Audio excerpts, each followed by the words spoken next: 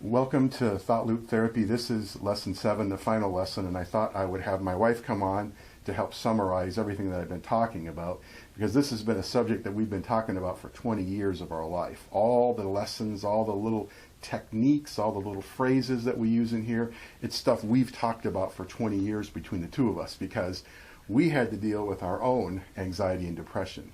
For me, I was the depressed one, and I was depressed for well over 20 years. And I tried everything to get myself out of it. I'm a thinker. I'm more of a thinker than anything else, so I was coming up with endless plans. I tried endless things to get us out of debt. And my wife would often tell me, no, don't do that, don't try that. And I'd say, no, but my intentions are good. I'm trying to get us out of debt. And it would fail.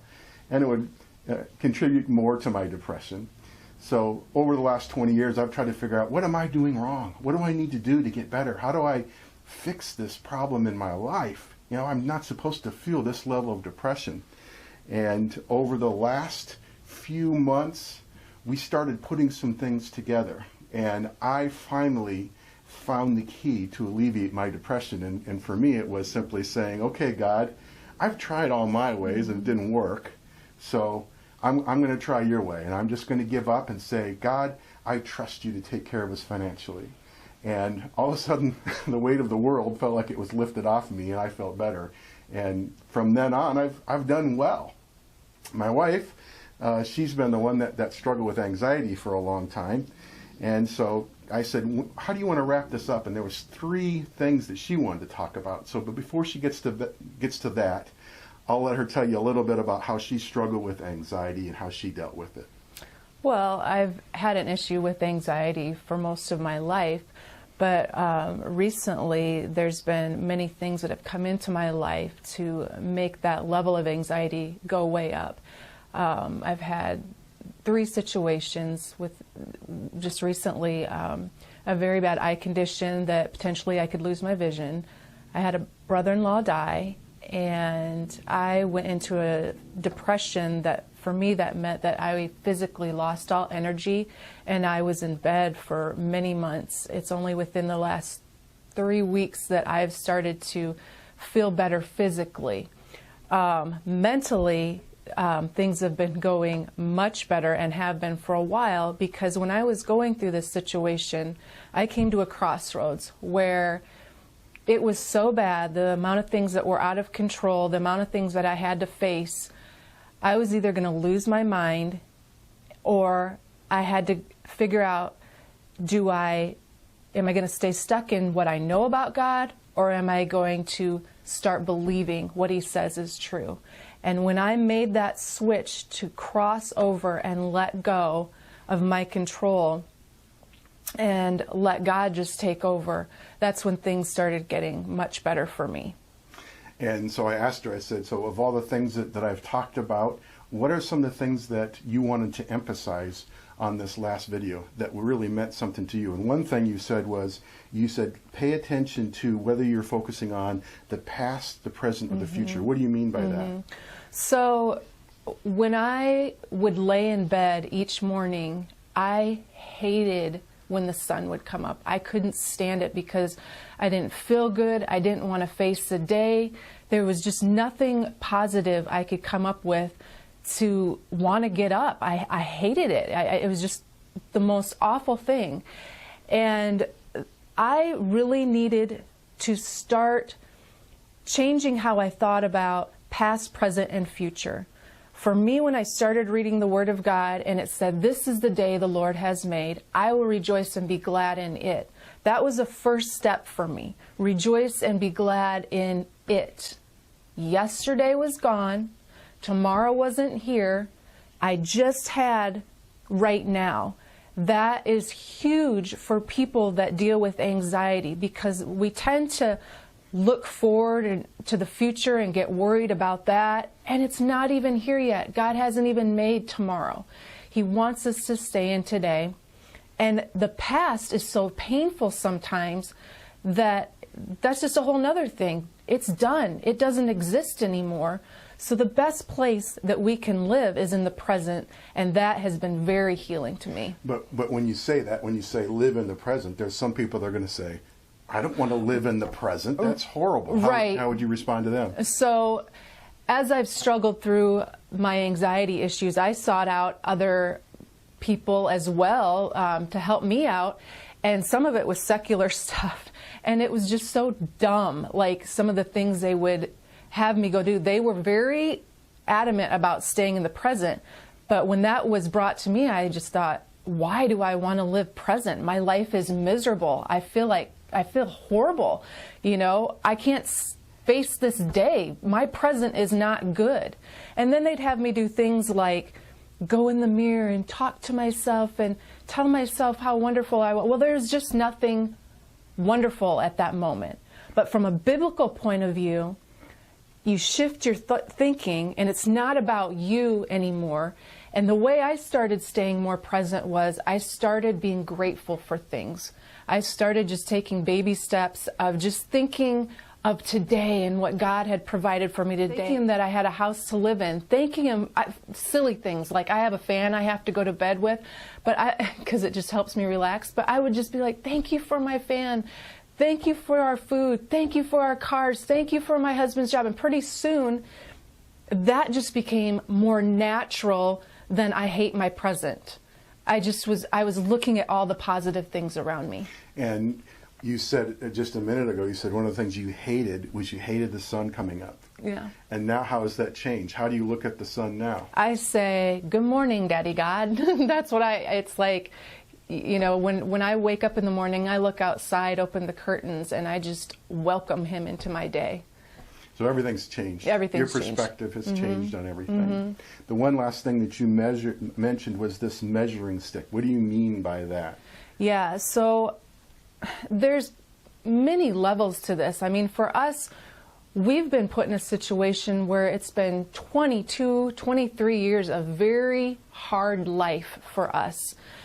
And we're older now, and things are just starting to shift for us. We've known all this stuff, but I think the problem has been believing that God really will come through for us. So now that we've moved into that phase, life is a lot better for us. We understand that there are different levels of this. Some people are just so wore out from it all. You're probably just going to sit back and take this all in and just relax and listen and maybe start processing some of these thoughts. For others of you, you may be like me, where you knew enough. You've known enough. You've read the Bible enough, but you don't believe. And for me, that is where I had to let go and just trust that God was going to catch me. So thank you for that summary. That basically helps us to understand her perspective, maybe even a feminine perspective on the whole thing. But you may be one of those people that you are in a season like we, and you think nothing's changing. I've been in this same rut for so long.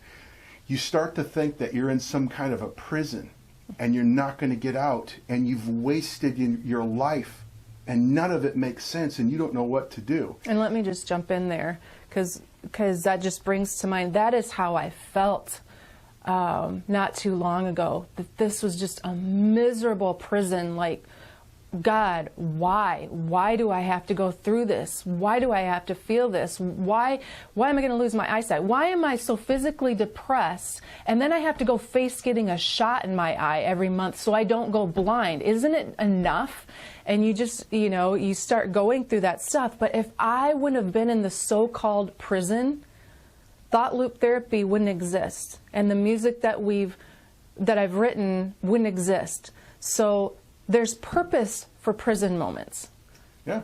If you feel like you're in a prison and things have been so bad for so long and you think it's never going to change, we want to give you some hope and say that all your prison time serves a purpose. It has a purpose that God is trying to play out in your life. And for each person, it's a little bit different as far as what the purpose is. But if you think back in the Bible, there's several people that have been in the same situation. Moses thought he was supposed to be the leader of the Israelites and take them out of Egypt, and he was right, but he did it at the wrong time, and he was sent out in the wilderness, and he had to stay out there for 40 years. So he had a prison sentence of 40 years. Joseph thought he was supposed to have be this great leader, and his brothers were going to come and bow down to him, and he was going to somehow or other help his family. Well, he ends up getting thrown in prison, and he stayed there for years, for probably 14 years. Day after day, he's asking, God, I thought you gave me this vision. I thought that they were going to come bow down to me, and I was going to do good things. Well, soon enough, he gets let out, and he's able to do what he's supposed to do. One thing that just came to mind with the Joseph situation, even though he was in prison, and even Paul, they always talked, God took such good care of them. And I can say the same thing through my prison. I had people taking care of me. God didn't leave me alone through this miserable time in my life. He provided much love for my situation to get through it. And you thought you were in prison, and you didn't look at all these things as God was taking care of you, in the moment. Right. But the fact is that all these prison moments that I'm citing for you in the Bible, almost all of them tried to get out of prison with their own will and try to do it at their own time in their own way. Joseph tried to have the cupbearer say, hey, remember to tell the Pharaoh that I'm in prison here and have him get me out. And he still had to stay in jail for 2 more years. Another person was David. He was anointed as king, and he ended up running from Saul for about 17 years. David's probably saying the whole time, why do you got me running around? I thought I was supposed to be king. So there's many examples in the Bible of people who are in prison. Now, the thing that I want to close with, the thing I want you to think about is, when you feel like you're in prison, when you feel like you've gone through this extended period of trouble and depression and all these problems, you're probably going to start asking the why question. Why has this happened to me? God, why won't you listen to me? Why won't you let me out? Where are you? And the thing I wanted to tell you is that Jesus asked the same question, if you remember that, when he was on the cross. And he said to the Father, he said, my God, why have you forsaken me? And do you remember what God's answer was? He didn't answer. There was no answer. The fact is that God won't respond to our why questions. Probably more than likely he won't. And you just have to have faith that no matter what it seems like, even if it seems like you're in prison, you've tried to kick the door in to get out, you can't get out. We've both lived there. We've both tried that way. Believe that God cares for you and he sees your problems. And he is helping you right now in ways that maybe you aren't giving him thanks for. You really need to do what my wife said and look at the situations in your life where you can be grateful, because he is taking care of you. He is providing for you in some way. With the difficulty that you're going through right now, there is an answer, and there probably is a time when it's going to get better. So have hope. Trust in God. Read the Bible. Pray, go to church, consult your brothers and sisters who love you, ask them for advice, and ask other people to pray for you. God will come through for you. God bless you, brothers and sisters.